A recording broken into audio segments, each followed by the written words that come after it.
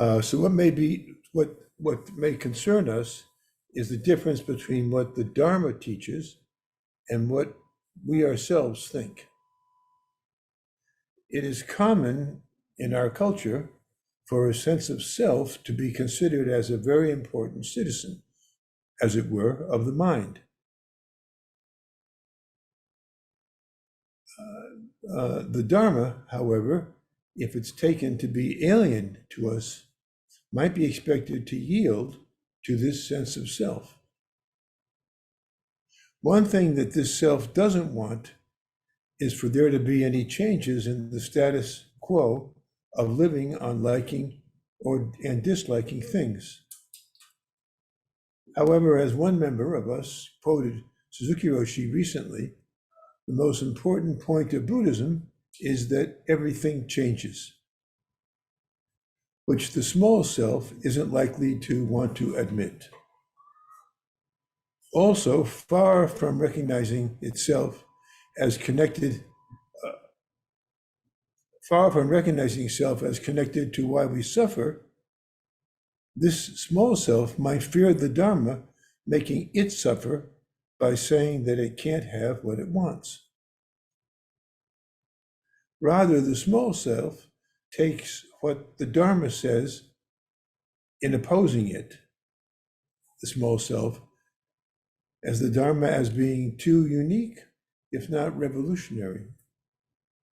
Thus, the small self is apt to doubt the Dharma, especially when challenged by the Dharma, saying that what the small self does is come between us and reality.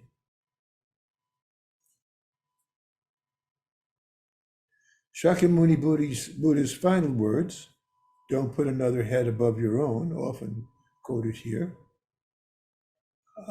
could be interpreted not only to be about putting someone else's experiences ahead of,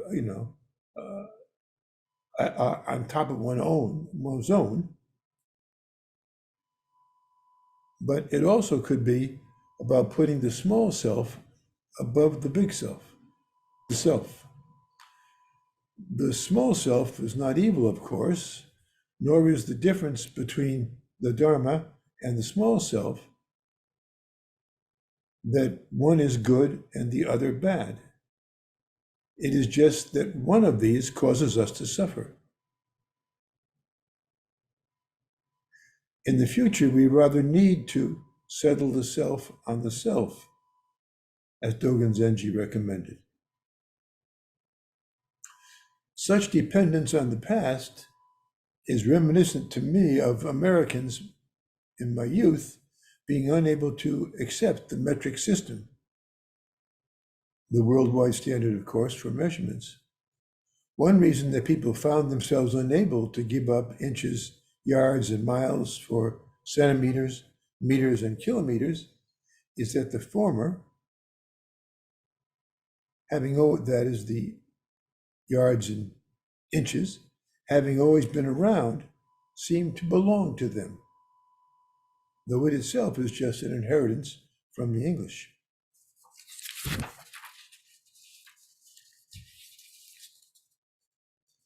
The small self won't always be in conflict with the Dharma. In the story of Siddhartha's enlightenment, he doesn't set out to defeat Mara. And we only know that Mara gives up because he goes away, because Mara goes away. Whether or not Mara is, as he claimed, an immortal, he wasn't killed for sure. Similarly, having moments in sitting in which no thoughts are in our mind doesn't mean that we have eradicated them.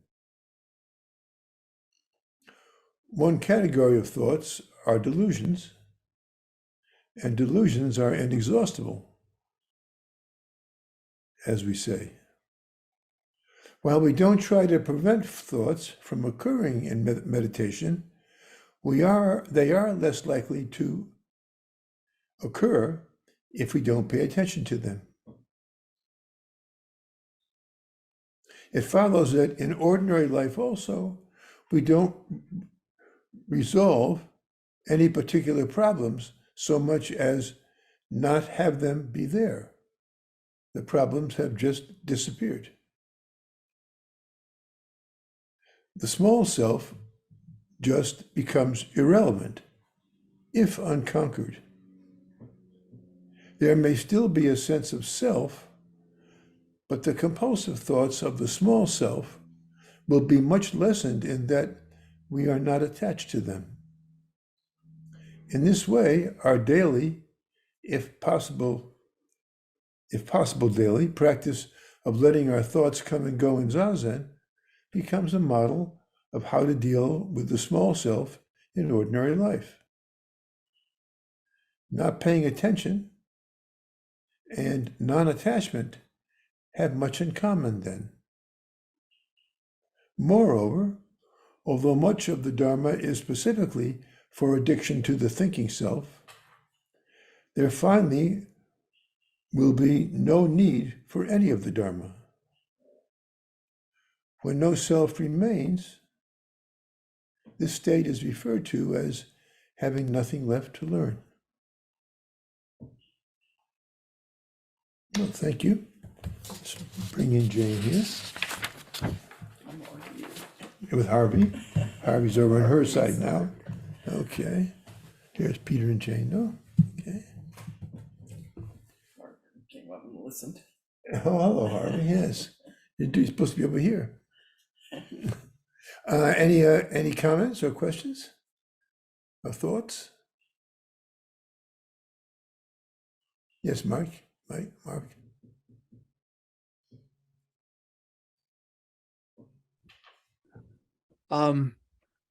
I think that's a wonderful insight about the, Buddha saying that don't put another head on top of your head.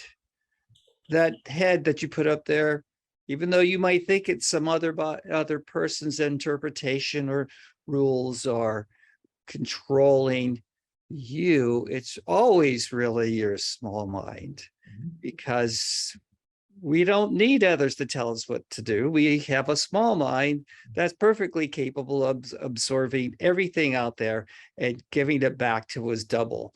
So I just want to say that's a really great insight, Peter. What a thank you for that. I like your doubling. I like your doubling down on it, Mark. Well, Chris, yes, Mike. Mike. When it says settling the self on the self, is it settling the small self on the big self, or the big self on the small self? Or am I misunderstanding that? Well, there's a good reason for your confusion, because it's not too clear in there. Of course, usually it's kind of complicated because there are two sides to the self. One is the thinking, or one is the a diluted small self, and then there's our ordinary self, but it's still our ordinary self.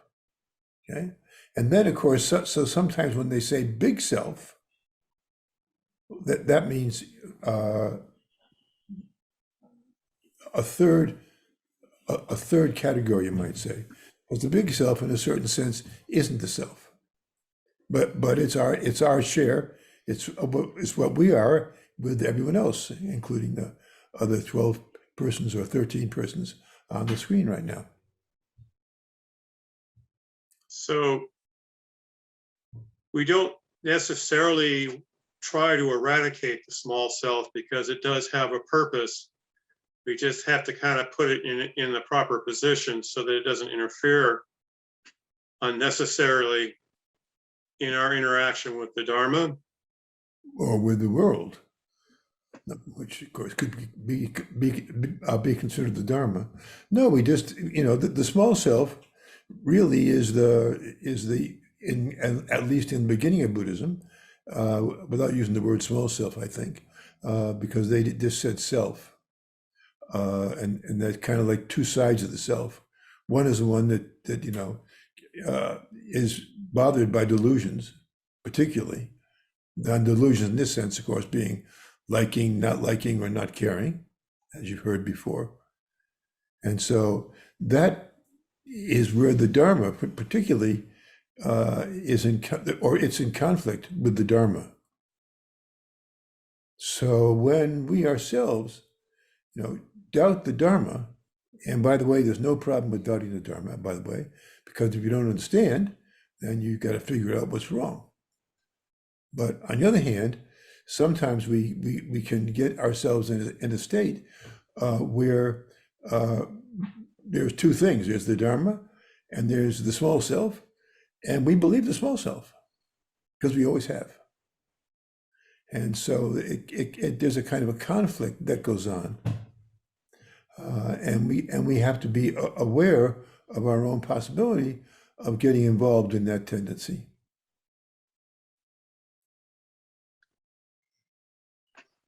Okay? Thank you. Yeah, Matt. Yeah. While we're talking about the small self, I don't know whether you defined it yet in this talk. I'm a little drowsy and a histamine, but would you say it's accurate to define the small self as that self which is ignorant? Is it, well, let me put it this way, is composed of desire, aversion, and ignorance, also referred to as greed, hate, and delusion? Definitely connected, yes. Yes, yeah. In a way, they're the main supporters of the small self. Because in all those cases, we takes, or I is foremost. And finally, and even though you've come to terms with Mara, because that's Mara. Mara, as I didn't say it in this talk, because I've said it also within the past 6 months, if not sooner. But of course, Mara does three things. Mara challenges desire, challenges with desire, tries to make Siddhartha, react to his daughters who are dancing, or he tries to make him have fear or anger by having his soldiers, his army, menace him, or as Mara says, and for the third one, he tries to trick him by saying, "I'm an immortal, but humans cannot be immortal, and so therefore you should trust me." So all three of those are the delusions. Three types of kind of delusions, classic ones. There are a few more too, but those are the first three that we kind of deal with. Even though we don't try to, they're in our mind, and they really do cause us to suffer. Because when we don't get what we want, we suffer. We get something we don't want, we suffer. But beyond that point, then there's still the sense of self. It's not a grasping self that way, but there's a sense of self. There's a difference between myself and you guys. For no reason, that there's not one thing being good or bad, but there's a difference. I make up that difference in this case. And so finally, when all types of feelings of self are dealt with, or not really put in their place, but they're dealt with, and you no longer feel those things. You no longer feel particularly selfish. Just pass it, and it just goes away. You don't say, "I shouldn't be selfish." That isn't the point. You say to yourself, "Uh-oh, I'm making myself suffer again." Because that's what the shouldn't's about. Not that it's good or bad, it's because it hurts you or doesn't hurt you. Now, of course, this is not very good Buddhism, but this is how we begin to deal with those first things. Because in all cases, even saying, "I don't want that small self around particularly," you're still talking about yourself. Okay. And so ultimately that sense of self also disappears. And when that when that sense of self disappears, then we have complete openness and acceptance and joy. And I'm repeating the four Brahma Viharas, but I didn't line them up, so I didn't do that. But that's some of them anyway. And then then we don't have any then what once was problems, we always have a problem, particularly if if we're helping out others instead of having to help ourselves. So it's so therefore, as I mentioned previously, that two-sided self, which I always kind of thought was there, but then I saw that in Vajrayana they actually talk about that. It made sense to me.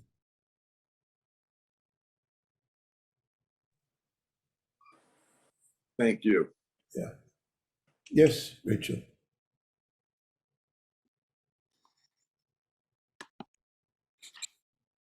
I appreciate your highlighting that Buddha did not go out to conquer or defeat Mara in order to achieve enlightenment. I wish I'd used Mara went it. away. Thank you.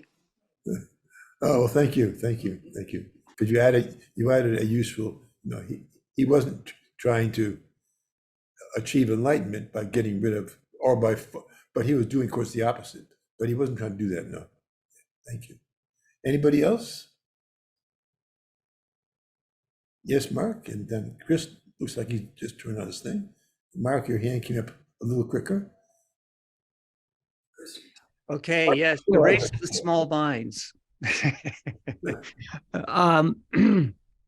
What if you have a lot of small minds in that one small mind? I seem to have vast amounts of small minds in my small mind. I began to think about it. Well, is that the caveman brain? Is that the fight or flight? All your instincts. Is that also like higher mathematics and higher realms of thinking? I'm just a little kind of curious about that because this small mind seems pretty powerful. Seems like it could run the whole show if I let it. That's what it does. It feels almost like a creature of some sort. I mean, Dr. Jekyll, Mr. Hyde kind of thing. I think artists have been struggling with this whole phenomena through art and stories for years. So sometimes I feel like the Wolfman. Sometimes I'm completely just feel perfectly centered. So any insights on how we can keep that the best of us? Well, of course, ultimately, as we all know, zazen is the source. And so we just very naturally apply what we learn or what we experience, not learn actually, but can be made into learn, what we experience in zazen with the same way. We just don't pay attention to it. So, by the way, there's several lists of these things. There's those three. Then there's lethargy. There's doubt, and what there's one more too. Or is this the Buddhist 7 deadly sins? There are 5 or 6 of them, but not kind of like that. Yeah. Maybe, I'd love to hear about those. Where could you find those? Or you all you have to do is look at Mark, and then you have no problem. well, I don't even know what I'm manifesting. Just like you and I or everybody else here. Yeah. Well, I became an expert on the 7 deadly sins because it's, in creating drama and stuff, they're highly useful. But I'd love to know the Buddhist ones. I keep looking for it. There's what, the five poisons and things like that Yeah, as well. that's the five poisons, yeah. The three delusions, Okay. the three poisons, and the five poisons. But I'm kind of missing one anyway. Anyway, one is doubt. There's many kinds of doubt. There's the great doubt, which is a different situation, but this kind of like a small doubt, you might say. Chris? I've heard that described as corrosive doubt, and then one of them is like torpor, or not really sloth exactly, but like I forget the first word you used for it, but yeah, That's good. Torpor's good. Torpor's good, yeah. Yeah, laziness, torpor. Torpor's probably better. um, More of a classic sound to it. But it's just kind of laziness. yeah. Yeah. So this is kind of sophomoric, but I was thinking Buddha didn't Buddha did actually set out to defeat Mara without realizing that's what he was doing, because his goal was to find the cause and therefore the solution to human suffering. And the cause of human suffering is characterized in one way as greed, hate, and delusion, or craving, aversion, and confusion, or any of that. And since Mara in that night comes to him with those things, he represents those things, and he defeats them. And that's how he finds the solution to human suffering. If just to sort of uh, um, abstractly gloss over it.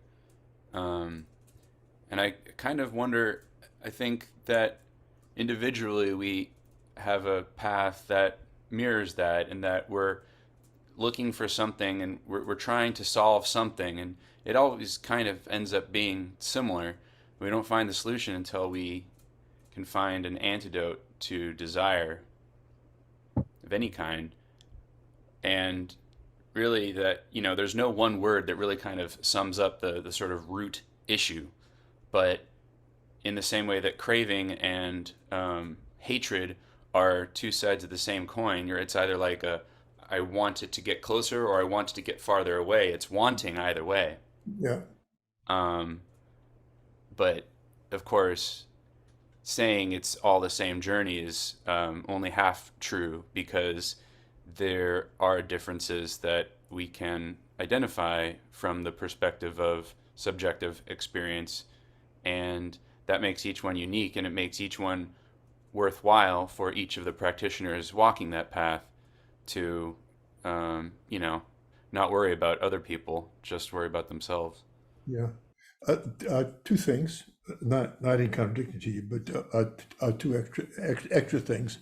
And one is, of course, he doesn't defeat him because all he does is he puts his hand to the ground, like on the Theravadan statues. We don't have that in Mahayana, but because this is more important for them. But anyway, and then there's a couple of versions of this. I've heard two, but they end up being the same. One is he just puts his hand to the ground, and he says, anyway,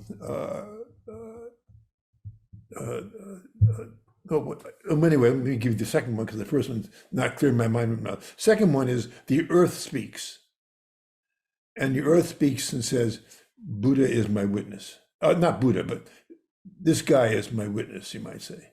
Okay, but the fact is, I've said this before, however, but or very, very recently, he grounds himself, metaphorically here, but he puts his hand to the ground and saying, no, this is a lot of nonsense.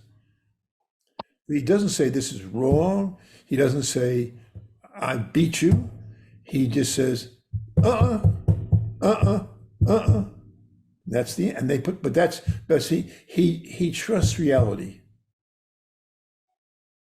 right? I like how that's also what we try and do in zazen, is when we get distracted by our thoughts, to just bring our attention back to the actual present moment, Yep. where we are, and sometimes that's the breath, or sometimes that's just the feel of contact between our body and the cushion, or just the wall in front of us, or the sounds or whatever. But basically coming back to reality, away from the flight of fancy of our small thoughts. And I also do really like that, the earth representing the universe Yeah. Buddha kind of invokes as his witness, and the earth's like, yeah, I'll vouch for him. It's his birthright, just like it is for every other aspect of me. Yeah, very good, Chris. Yeah. Anyone else?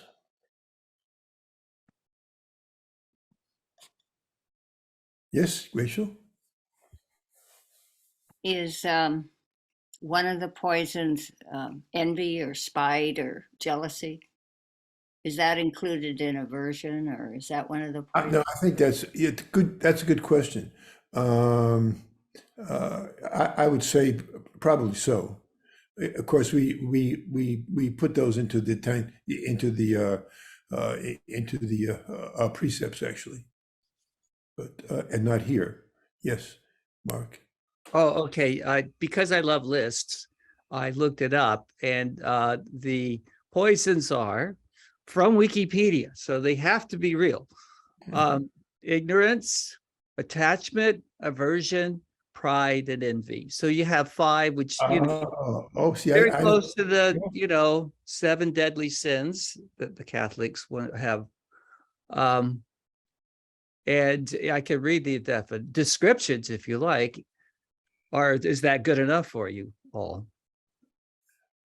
I think it's probably good enough. But yes, I forgot pride. I knew I'd forgotten one, and pride's what I forgot. Yeah. Was that because you were being prideful? I was too busy at that point. Fudge that one. We know what happens, yeah. So you have to be careful. If something is successful, you say to yourself, "Hey, that went well. Hey, I got it." Uh-oh. That's true. It's very, very common, yeah. In my case, anyway. Yeah. But yeah, pride's in there. Yes, Rachel. If I may make a joke, You certainly may. they're pretty rare. So, um, since Mark and others have commented on the 7 deadly sins of Christianity versus the 5 poisons, as long as we're doing the put no head above your own, Lutherans will stand up for that. Do not put any head above your own, including anybody in robes. Yep. That's right. Exactly. That's the whole point, actually. I didn't want to say that. That was a secret. No, of course. Yep, that's right. Yep. We're only your servants.